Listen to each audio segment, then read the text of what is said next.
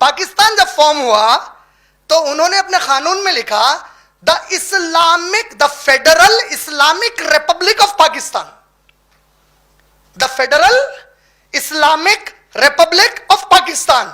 अल्लाह की कसम है, बेशर्मी की इंतहा है, झूठ की इंतहा है, मुनाफिकत की इंतहा है। 1947 से आज तक एक महीना भी तुम्हारे पास इस्लाम पूरी तरीके से नाफिज होते हुए कोई भी नहीं देखा।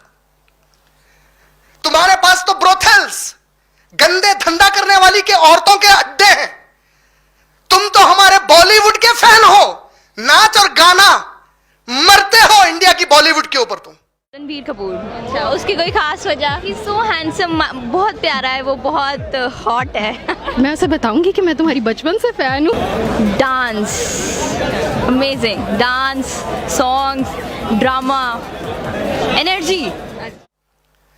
तुम वो मुसलमान हो जिसके पास मुजरे होते, आज भी तुम्हारे पास मुजरे होते। हिजाब का कोई कॉन्सेप्ट नहीं है तुम्हारे पास।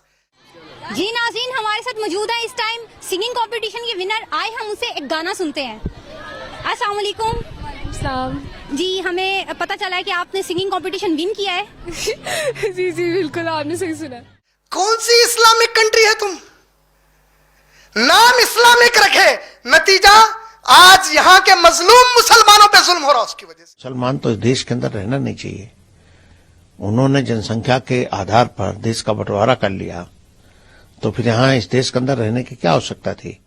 क्योंकि आज यहां का गैर मुसलमान इस्लामिक तुम्हारे बताए हुए इस्लाम को देखा।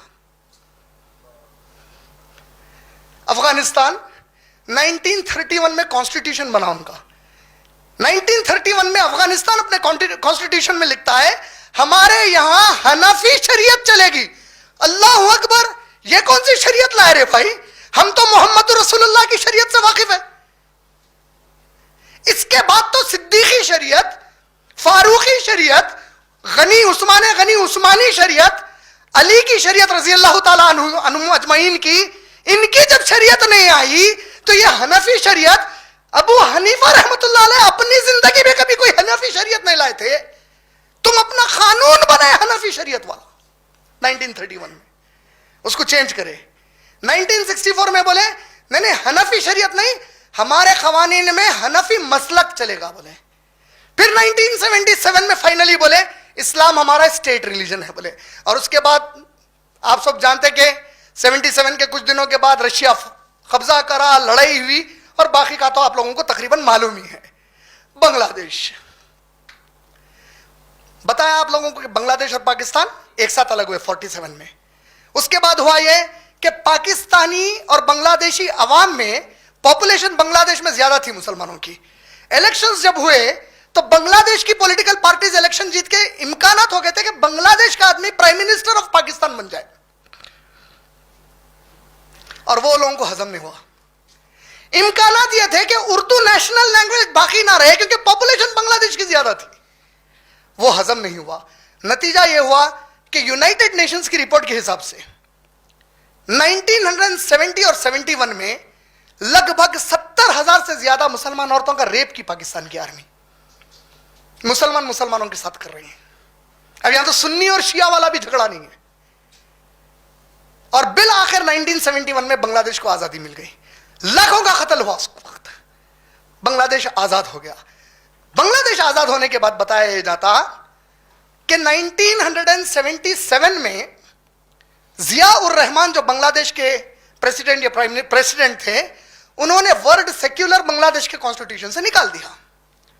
और 1988 में मोहम्मद इरशाद ने ऐलान किया कि बांग्लादेश इस्लामिक कंट्री है, इस्लामिक स्टेट है बांग्लादेश। और आज अफसोस के साथ अल्लाह हिफाजत फरमाए कहना पड़ता है, दुनिया में सबसे बड़ा प्रोस्टिट्यूशन का अड्डा बांग्लादेश में, ढाका में है। This might look like an ordinary Bangladeshi village, but it's actually one of the biggest brothels in the world. Around 1,000 children live in the brothel. Sex work is legal here over the age of 18, but we found girls as young as 7 being groomed into this life. Others say they were trafficked here. যখন আমি আইছিলাম তখন আমার 19 বছর বয়স ছিল। আমার এখানে একজন রেখে গেছিল না, বিথির ঘরে জোর করে কাস্টমার ঢুকাই দিচ্ছে। ঢুকাই দিছে এবং সে ওই রাতেই বিথি মেয়েটা कौन सा इस्लामिक स्टेट है? यानी इस्लाम का तो नाम तीनों ने लिया, लेकिन वो इस्लाम जो मेरे नबी ने कुरान और हदीस से लाया किसी के भी पास नहीं है।